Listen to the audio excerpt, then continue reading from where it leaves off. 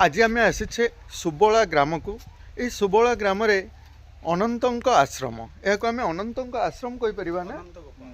अनंत गोपाल नाम ये आश्रम प्रभु रही ग्रामवासी मानकर मतामत जे ए पानीटे दोकोसा रहे और लुणी रुहे ना कि ना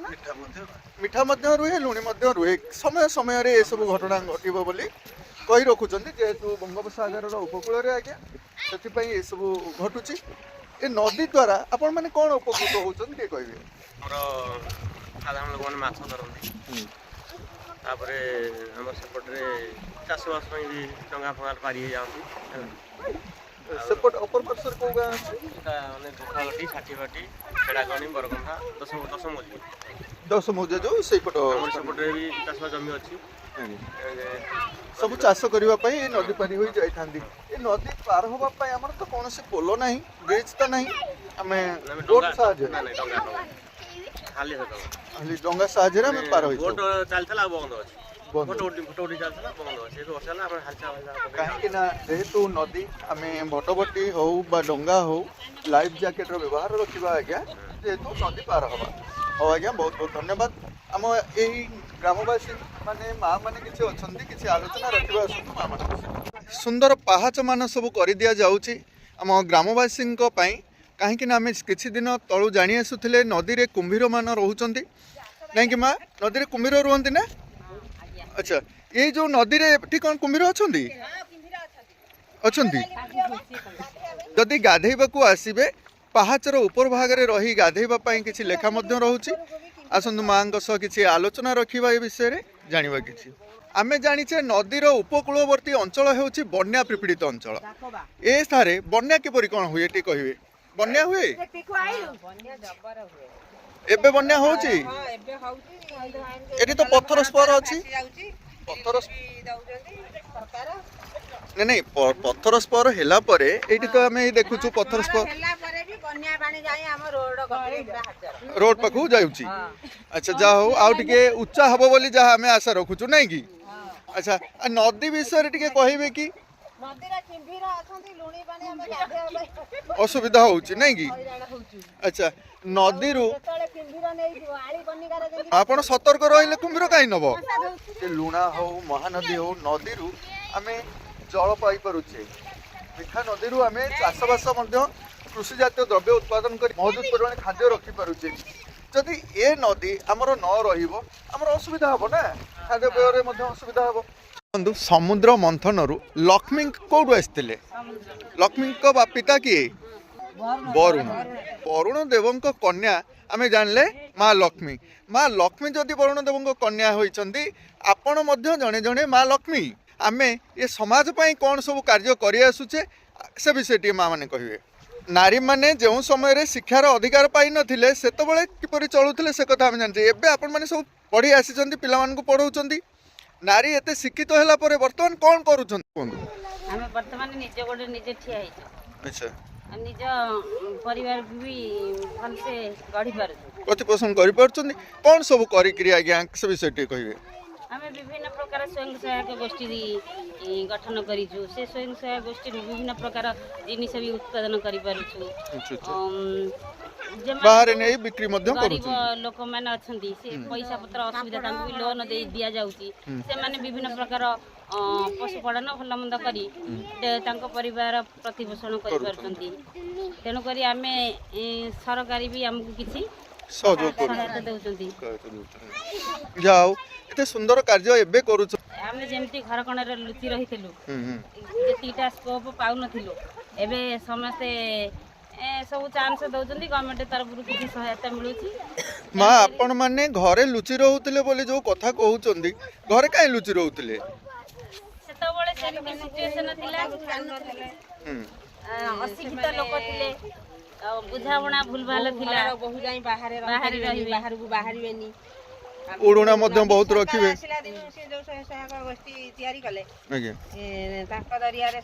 एजुकेशन मध्य नारी को किछि सुचेइले नै कि से बेठार माने बाहरिले किंतु गोड़ धुआ पानी पीबा एबे भी किछि अछि मा ग्रामांचल नै कि सेवा करिया माने कोन गोड़ धोई कि पानी पीबा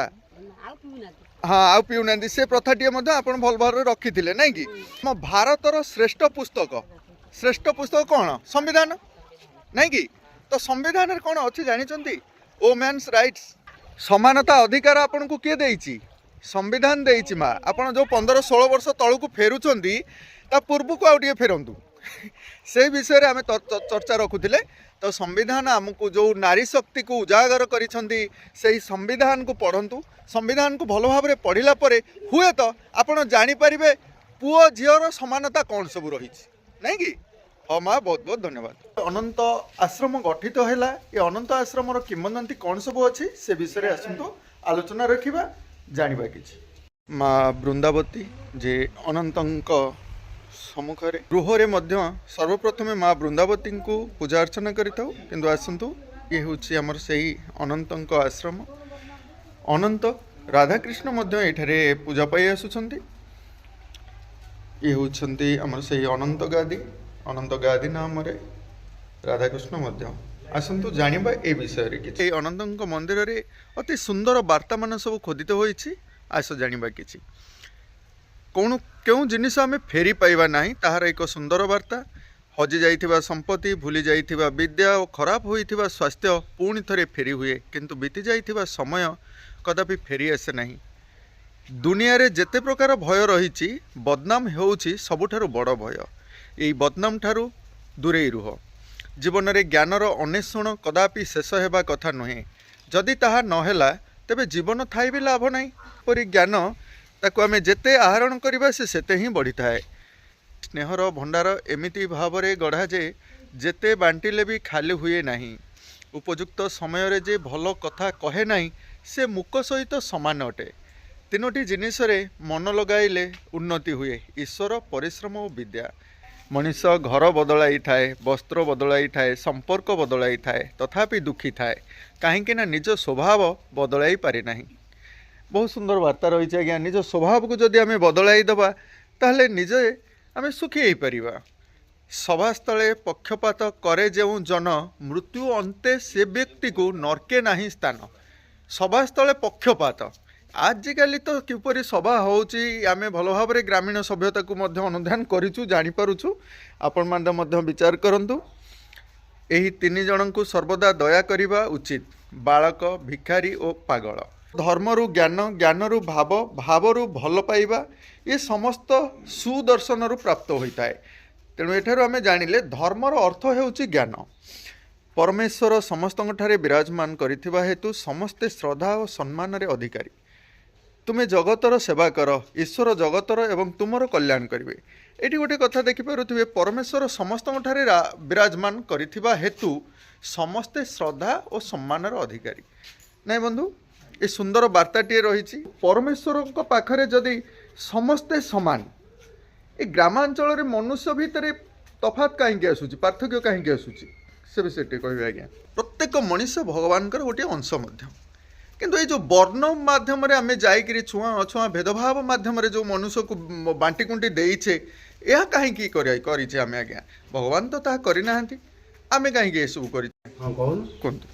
भेदभाव जाति प्रथा गोटे मनीष ही आउ गोटे मनीष को छू ना ये सब परंपरा ए गाँव में रही आसी ना आज्ञा ए विषय टे कह बंधु नमस्कार रवींद्र प्रधान प्रभु सेवक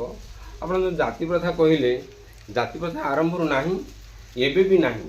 खाली गोटा मन बुझा जाति प्रथा व्यवस्था कर सृष्टि आरंभ है गुड़िया मैंने गुड़ तैयारी करते बुझिपार गुड़िया गुड़ तैयारी कले कहला गुड़िया बणिया सुना तैयारी करते कहगला सुनारी साधारण लोक चाषबास करते कहगला चाषी ब्राह्मण मैंने ठाकुर पूजा करते कहगला ब्राह्मण वैष्णव मान अनंत वासुदेव पूजा करते वैष्णव कहगला तेणुक ये जाति कौटी है जी जो वृत्ति कला मु ब्राह्मण वृत्ति करुच्ची मो पिला छुआ को पोषुची मत ब्राह्मण कहुए किंतु कर्म जी जहाँ कर वृत्ति तार हूँ से मु ब्राह्मण मु पूजा होती मत ब्राह्मण कह मो पुओ पूजार प अक्षर जानी से पाठ साड़ी साड़ी बाहर चाकरी कला ताकू ब्राह्मण कह प्रश्न ना गुड़िया पुओ से बाप मिठा तैयारी कथा मिठा बिकुला बणिया घर पिला ସୁନା ତିଆରି କରୁଥିଲେ ବିକୁଥିଲେ ଅଣକାର ତାଙ୍କ ପିଲା ଛୁଆ ବାହାରେ ପାଠଶାଠ ପଢ଼ିଲେ ସେ ଗୁଡ଼ର ଗ ଅକ୍ଷର ଜାଣିଲେନି ମିଠାର ମ ଅକ୍ଷର ଜାଣିଲେନି ସୁନାର ଅକ୍ଷର ସେ ଜାଣିଲେନି ତାଙ୍କୁ ବଣିଆ ଗୁଡ଼ିଆ ଶୁଣି କୁହାଯିବା ଏଇଟା ଉଚିତ ନୁହଁ ଯାହାର କର୍ମ ନେଇକି ତାଙ୍କ ବୃତ୍ତି ଅନୁସାରେ ତାଙ୍କ ନାମକରଣ କରାଯାଏ। बहुत बहुत धन्यवाद आज्ञा आम धर्म विषय टिके जानिबा आज्ञा धर्म अर्थ जदि ज्ञान ताहले धर्म रु ज्ञान ज्ञान रु भाव भाव रु भल पाइबा आसी थाए जदि आम ज्ञान न पाइबा ज्ञान रु भाव आसीबनी भाव रु भल पाइबा आसीबनी तो आम भल पाइबा आसीबा पई हेले हमकु सर्वप्रथम ज्ञान आहरण करिया पड़िबो ई ज्ञान किपरि आम आहरण कर परिबा से विषय टी कहबे। ज्ञान आरंभ हमें गुरु माता गुरु पिता गुरु भगवान जगत गुरु श्री कृष्ण सर्वशक्तिमान सर्वशक्ति आज्ञा आम प्रथम गुरु हेले माँ तापर बापा तापर बंधु बांधव सांगसाथी गुरुजन तापर सर्वशक्ति माने आनंद वासुदेव जाकि बाबू ये तैयारी करते आनंद वासुदेव कारण आकर होचनी बड़ंकर आराध्य देवता होचनी श्रीकृष्ण तेणुक से सुंदर मंदिर आम कर देखिले अनंत वासुदेव मंदिर गोटा कथा शुणुथे भव सागर कारण कारण हे गुरुदेव दया कर दीन जने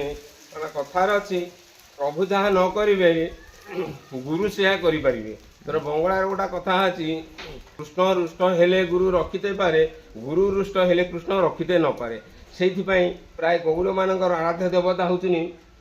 प्रभु श्रीकृष्ण तेणु ए देखो आपण मैंने कि सुंदर भाव में श्रीकृष्ण मंदिर अनंत वासुदेव मंदिर कर गरुड़ की स्थापन कर ठीक अच्छे आज्ञा श्रद्धा विश्वास नहीं आम प्रत्येक ग्राम देवादेवी 33 कोटी देवादेवी प्रतिमूर्ति रखी पूजा अर्चना करिथाउ मंदिर करिथाउ ये होपरी एक पीठ जो सुबला ग्राम ए सुबला ग्राम रे प्रभु अनंत आश्रम अनंत स्वतंत्र मंदिर स्थापन करा जायछि बंधु मान द्वारा किंतु अनंतर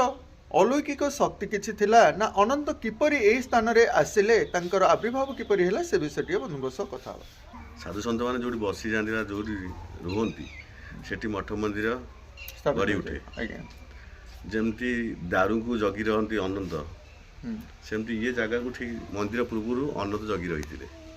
प्राय आमर बापा जी बाहर आसन साधु से प्राय दर्शन करती अनंत को दर्शन करती मंदिर हवा पूर्व अनंत ये रोते प्राय आम घर आम परिवार आम ग्राम पाखापाखि ग्राम जी साधु सन्त मैंने आसती से अनंत दर्शन कर तेणु अनंत ये जगी रोते गोपाल मंदिर हाँपाई अनंत जगी रोते तेणु उभय नाम अनंत गोपाल मंदिर होती तेणु ये आमर बहुत पुराना जगह ये आगुरी नई थी ये नई लुणा ये बुड़े तो लुणा बुड़े जो उयुंका हुए कि किंवदंती हूँ ये विलक्षण होम ये उयुंका होता ये उयुंकाटा गोटे आमर गुहाल थी गुहाल को लगिक हुंकाटी होता आमर जो जानी अनंत जगह को जगी रही तेणु आमर ये जापारू फर्स्ट ये गादीटा नष्ट करदेलु आम कि क्षति है जी भी गाँव आसती जी विरोध में कहती कि विरोध आलोचना करती से भी दंड किसी से दंड पाती अनुभव करती सब गोटे अनुभव जिनिस प्राय अनुभव करती ना दंड किसी मिली तेणु अनंत किसी दिन जगी रहा आमर मन मध्य गोटे परिकल्पना थी ये मंदिर करने जी भी साधु आसती से गोटे आध्यात्मिक शक्ति रोचे तेणु ये गोटे मंदिर हम जहाँ कही से भी आज गढ़ी चली सहित एवं ओलाशुणी जात्रा चली ओलाशुणी गुम्फार महंत अरिक्त दास गोटे महिमंडल गीत लिखिं जे मु सोबला गोटे गाँ जो गाँव में गलापर राति रही से गाँ मुझे भावुची यही गाँ हो पाए सोबला जो आम गाँ नाटा सोबला महिमंडल गीत भगवान ये लिखिं अरिक्त दास जे मु गोटे रात्र सोबला गाँव में रात्र यापन करी तेणु से यही रही पारि तेणु सत्संग पाद पड़ी ये मंदिर गढ़ी उठी बहुत कमती आमर जी जे लोक आसन देह भल बंद किछि हमर जो मनस्कामना करी किछि जो पूर्ण होबार किछि ग्राम देवती पाखरे अछि ए पीठरे सेमते किछि अछि किछि मनस्कामना कला परे से माने आसी कोन केमती हमर तो मनस्कामना जे एठी हमर खीरी भोग होय हां खीरी भोग चाहती जे मनस्कामना करि जानती एठी आसी खीरी भोग करन आटा बडी खीरी भोग अध्या परिवार सेमते किछि लोक नै निज मन रे हम मनस्कामना करिथाउ संक्रांति पाळी किबा एमती सब ग्राम को नै मंदिर हम 2-3 मुख्य पर्व ठाकुर तो ରାସ ହୁଏ, ଆଜ୍ଞା। ଆମର ଗୀତା ଜୟନ୍ତୀ ହୁଏ, ଦୋଳ ପୂର୍ଣ୍ଣିମା ହୁଏ, ରାଧାଷ୍ଟମୀ ହୁଏ, ଏମିତି ଭାଗବତ ବଢ଼ା ହୁଏ, ଆମର ବ୍ୟାସ ପୂର୍ଣ୍ଣିମା ହୁଏ, ଏଠି ନାମଯଜ୍ଞ ହୁଏ, ଆମର ଅଷ୍ଟପ୍ରହରୀ ହୁଏ, ଦୋଳ ପୂର୍ଣ୍ଣିମାକୁ ଆମର ଯେଉଁ ଚୈତନ୍ୟ ମହାପ୍ରଭୁ ଜନ୍ମୋତ୍ସବ ସେ ହୁଏ। ତାପରେ ଅକ୍ଷୟ ତୃତୀୟାକୁ ଏଠି ମନ୍ଦିରର ସ୍ୱର୍ଣ୍ଣକ୍ଷେତ୍ର ଦିବସ, ସ୍ୱର୍ଣ୍ଣକ୍ଷେତ୍ର ଦିବସରେ ପାଳନ କରାଯାଏ, ଯଜ୍ଞ ହୁଏ। ବହୁତ ବହୁତ ଧନ୍ୟବାଦ। କୃଷ୍ଣଙ୍କର ଜନ୍ମ ରହସ୍ୟ ଅଳ୍ପ କିଛି ରଖିବେ। ତାଙ୍କର ଜନ୍ମ ତତ୍ତ୍ୱ ଯେତେବେଳେ ଆମେ ଦେଖିଲେ ଏଇଠାରେ ଖୋଦିତ ଅଛି, ନାରାୟଣ ସ୍ୱତନ୍ତ୍ର ବସୁଦେବ ଅଛନ୍ତି ନାଇଁ କି, ସ୍ୱତନ୍ତ୍ର ନାରାୟଣ ମଧ୍ୟ ଅଛନ୍ତି। ଏଠାରେ କୃଷ୍ଣ ଜନ୍ମ ନେଇଛନ୍ତି ବନ୍ଦୀଶାଳାର ପ୍ରତିମୂର୍ତ୍ତି ନାଇଁ। ତାପରେ ବଡ଼ ହେଇଛନ୍ତି କିପରି, ଜନ୍ମ ପରେ ବସୁଦେବ କିପରି ତାଙ୍କୁ ନେଇ ଯାଉଛନ୍ତି ଯମୁନା ନଦୀ ପାର କରିକି ଗୋପପୁରକୁ ନେଉଛନ୍ତି, ଏ ବିଷୟରେ କିଛି ତଥ୍ୟ ଆମେ ଜାଣିବା ଆସ। कृष्ण गोविंद हरे मुरारे नाथ नारायण वासुदेव जिहे पिबस्वामुतमे तदेव गोविंद दामोदर माधव। मु प्रियदर्शन महापात्र अनंत गोपालंकर पूजक एवं ग्रामर पुरोहित। समस्ते किए केते रूप नियंती सेमती भगवान कृष्ण जेतबळे कंस अत्याचार करथिला गोपौरवासी की, कृष्ण से अष्टम गर्भरे यशोदांकर कोଳରେ जन्म होते केमिति कंसंकर विनाश करिवे ସେଥିପାଇଁ ସେ ବନ୍ଦୀଶାଳା କରାଯାଇଛି। जो फेरी आसीथिले कंस को मारिथिले, कंस तो तांकर मामू थिला, किंतु मामू केमिति जानिला जे मो भौणी गर्भरे ये जे जन्म नब सी अष्टम संतान सी मते मारिबो, से किपरि जानिथिले। कंसर दौरात्म्य बढ़ी जाइथिला। ये जीव जगत को उद्धार करिबा पई स्वयं प्रभु नारायण अवतार नेले, से होउछन्ति कृष्ण। आमे कहि परिबा ना नारायणकर अवतार ना कृष्ण, किंतु कृष्ण जे अवतार नेबे ସେହି ପାଖରେ ଯୋଉଠି କଂସକୁ ବଧ କରିବେ ସେ ତାଙ୍କରି ଭଣଜା ରୂପରେ ସେଠାରେ ସେ ଜନ୍ମ ନେଉଛନ୍ତି ଏବଂ ତାଙ୍କର ଲୀଳା ମହାଭାରତର ଅନ୍ତ ପରେ କୃଷ୍ଣ ଆମର ଏକ ଅରଣ୍ୟ ମଧ୍ୟରେ ଶୟନରତ ଶିଆଳି ଲତା ଗହଣରେ ସେହି ସମୟରେ ଜାରା ଶବରର ସରବିନ୍ଧରେ କୃଷ୍ଣଙ୍କର ଜୀବନ ଯାଇଥିଲା ବା କୃଷ୍ଣ ସେହି ସ୍ଥାନରେ ତାଙ୍କର ମହାପରାୟଣ ଘଟିଥିଲା। ନା ଆଜ୍ଞା, ଜାରା ସବର କାହିଁକି ମାଇଲା? ଆଚ୍ଛା କୁହନ୍ତୁ ଆଜ୍ଞା, ଜାରା ଶବର କଥା ଟିକେ। ସେ ଶ୍ରୀକୃଷ୍ଣ ବୋଲି ଯିଏ ଜାଣିନଥିଲା, ଆଜ୍ଞା ସେ ହଉଛି ଆପଣଙ୍କର ଆମର ଯୋଉ ରାମାୟଣର ତରୁଣୀ ସେନା। ଆଜ୍ଞା ତରୁଣୀ ସେନା ସେ କରିଥିଲା ମୋ ଭାଇ ବନ୍ଧୁ କୁଟୁମ୍ବକୁ ଯିଏ ମାରିଛି ମୁଁ ତାର ପ୍ରତିଶୋଧ ନେବି, ଆଜ୍ଞା ବୁଝିଲେ। ତେଣୁକରି ତୋର ପ୍ରଭୁ କହିଥିଲେ ତୋର ଲକ୍ଷ୍ୟ ପୂରଣ ହବ, ମୁଁ ଦ୍ୱାପର ଯୁଗରେ କୃଷ୍ଣ ଅବତାର ନେବି, ଆଉ ମୁଁ ଶିଆଳି ନତା ଥିଲାବେଳେ ତୁ ମୋତେ ସରାଘାତ କରୁ, ସେଇ ସରାଘାତରେ ମୋର ପ୍ରାଣ ଯିବ। ଏ ତାର ଆଶୀର୍ବାଦ ଥିଲା ତା ପ୍ରତି। କୃଷ୍ଣଙ୍କ ଅନ୍ତେ ସେଇଠାରୁ ଆଜ୍ଞା। ଜଗନ୍ନାଥ ଧାମ ସହିତ କିଛି ସମ୍ପର୍କ ରହୁଛି କି ଆଜ୍ଞା? ଆଜ୍ଞା, କ'ଣ ଟିକେ କହିବେ? ଯେତେବେଳେ ବିଶ୍ୱାବସୁ ତାର ନୀଳମାଧବ ପୂଜା କରୁଥିଲା, ଆଚ୍ଛା, ତାର ଗୋଟେ ଝିଅ ଥିଲା। ଝିଅ ସବୁଦିନ ମାଳା ତିଆରି କରି ରଖିଦେ, ମାନେ ଝିଅ ତାର ରାତିରେ ମାଳା ତିଆରି କରି ଗୋଟେ ଖୁଣ୍ଟରେ ଟଙ୍ଗେଇ ଦେଇଥାଏ। ତା ବାପା ରାଜି ଅଧୁନେ ଯେ ତାର ବାପାକୁ ଆଗରୁ ଦୈବବାଣୀ ଥିଲା ଯେ ତୁ ଏ ଜାଗା କାହାରିକି ଦେଖେଇ ପାରିବୁ ନାହିଁ। ଯେତେବେଳେ ଆମର ପୁରୀରେ ରାଜା ଯେତେବେଳେ ଜଗନ୍ନାଥ ଅନୁସନ୍ଧାନ କରିବାକୁ ଗଲେ, ରାଜାଙ୍କୁ ସ୍ୱପ୍ନାତ ହୋଇଥିଲା ସେ ଜଙ୍ଗଲରେ ସେ ତାଙ୍କ ମନ୍ତ୍ରୀ ବିଦ୍ୟାପତିକୁ ଚାରିପଟୁ ପଠେଇଲେ। ବିଦ୍ୟାପତିକୁ ମଧ୍ୟ ଯୋଉ ଦିଗରେ ପ୍ରଭୁ ଅଛନ୍ତି ସେ ଖୋଜି ଖୋଜି ଯାଇ ବିଶ୍ୱାମିତ୍ର ଆଶ୍ରମରେ ରହିଲା। କିଛି ଦିନ ରହିବା ପରେ ସେ ଦେଖାଗଲା ଯେ ଜରା ଶବର ସବୁଦିନ ରାତିରୁ ଉଠି କୁଆଡ଼େ ଯାଉଛି। ତାପରେ ସେ କହିଲେ ବାପା କୁଆଡ଼େ ସବୁ? ନା ବାପା ଏମିତି ମନ୍ଦିରକୁ ଯାଉଛନ୍ତି, ଆଉ ମୁଁ ଟିକେ କେମିତି ନା ବାପା ତ ପ୍ରତିଜ୍ଞା କଲେ କାହାରିକି ଦେଖେଇବେନି। ତେଣୁକରି ସେ ତାଙ୍କ ଅଣ୍ଟିରେ ସୋରିଷ ଦେଇଥିଲେ, ତମେ ଏଇ ସୋରିଷ ବୁଣା ହେଲା, ଏଇ ବାଟେ ଦେଇ ଯୋଉ ବର୍ଷା ଦିନେ ସୋରିଷ ଫୁଟ ଯୋଉ ଗଛ ଛାଁକୁ ଫୁଟିବ ଫୁଲ ହବ, ତମେ ଏଇ ବାଟେ ଯାଇ ସେଇ ବାଟେ ଯାଇ ସେ ନୀଳମାଧବକୁ ଭେଟ କରିଥିଲେ, ମୁଁ ଆବିଷ୍କାର କରି ତାପରେ ସେ ରାଜାଙ୍କୁ କହିଥିଲେ। ଯାଉ ବନ୍ଧୁ, ଏଇ ସବୁ କଥାରୁ ଆମେ ଜାଣିଲେ କୃଷ୍ଣ ଘରେ ନ ରୁହନ୍ତି ଗଉଳେ ବଡ଼ ଅଧମ ଜାତି, ଧରି ବସ୍ତା ବୃନ୍ଦ ବାଳକେ ନୀତି ଅରଣ୍ୟ ଥାନ୍ତି। ତାର ଅର୍ଥ କ'ଣ ହଉଛି? ଘରେ ନ ରୁହନ୍ତୁ ଅଧମ। ଇଏ ତ ଠାକୁରଙ୍କୁ ପୂଜା କଲେ, ଅଧମ କେମିତି ହେଲେ? ଅଧମ ନୁହନ୍ତି। ଗଉଡ଼ ହଉଛନ୍ତି ଯେତେ ଜାତି ଅଛି, ମାନେ ବ୍ରାହ୍ମଣ ବୈଷ୍ଣବ ସବୁଠାରୁ ଶ୍ରେଷ୍ଠ ଜାତି। ଅର୍ଥ ହଉଛନ୍ତି ଶ୍ରୀକୃଷ୍ଣ। ଧମ ଅର୍ଥ ହଉଛି ଧାମନ୍ତି, ଯେ ଶ୍ରୀକୃଷ୍ଣଙ୍କ ପଥରେ ଧାମନ୍ତି ସେମାନେ ହେଲେ ଅଧମ। ଲୋକ ବୁଝିପାରନ୍ତିନି ଆଉ। ଆଚ୍ଛା, ଅ ଅର୍ଥ ଶ୍ରୀକୃଷ୍ଣ, ଧମ ଅର୍ଥ ଧାମନ୍ତି, ଯେ ଶ୍ରୀକୃଷ୍ଣଙ୍କ ପଛରେ ଧାମନ୍ତି ସେମାନେ ହେଲେ ଅଧମ। କଳିକାଳରୁ ପାର ହେବା ପାଇଁ କୃଷ୍ଣ ଏଇଠାରେ ଅବତାର ନେଇକିରି ଆମକୁ ମାର୍ଗଦର୍ଶନ ଦେଉଛନ୍ତି ଆଜ୍ଞା ନାଇଁ କି? ଆଜ୍ଞା। ବହୁତ ବହୁତ ଧନ୍ୟବାଦ ଆଜ୍ଞା। ସୁବଳା ଗ୍ରାମକୁ ଆପଣ ଆସିବାରୁ ମୁଁ ଅଶେଷ ଧନ୍ୟବାଦ ଜଣାଉଛି। ଆଜ୍ଞା। ଏ ଯେ ମନୁଷ୍ୟ କଳେବର କ୍ଷଣିକ ଦୁର୍ଲଭ ଭଙ୍ଗୁର, ତଥାପି ମନୁଷ୍ୟ ଶରୀରେ ଯେ ଭଜେ ଗୋବିନ୍ଦ ପୟରେ, ତାହାଙ୍କୁ ଭଜନ୍ତି ଯେ ପ୍ରାଣୀ ତରନ୍ତି ଭବତରଙ୍ଗୀ। ଆଜ୍ଞା ଆମେ ତାର ମାୟା କେହି ଆଦି ଅନ୍ତ ପାଇପାରିବେନି ହେଲା। ଯାହା ଆମର ନିହାର ବାବୁ କହିଲେ ଯେ କି ଅରିକ୍ଷିତ ବାବା ଏଠି ଦିନେ ଆସି ଶୟନ କରିଥିଲେ, ତାପରେ ସେ ମାଳିକାର ବହୁତ କଥା ଅରିକ୍ଷିତ ବାବା ଜାଣିଛନ୍ତି, କିନ୍ତୁ ଏଠି ପ୍ରକୃତ ଅନନ୍ତ ବି ଶୟନ କରନ୍ତି। ଏଟା ଆମେ ପ୍ରତ୍ୟକ୍ଷଦର୍ଶୀ, ଆମେ ଜାଣିଛୁ। କ୍ଷୀର ପିଅନ୍ତି ହେଲା,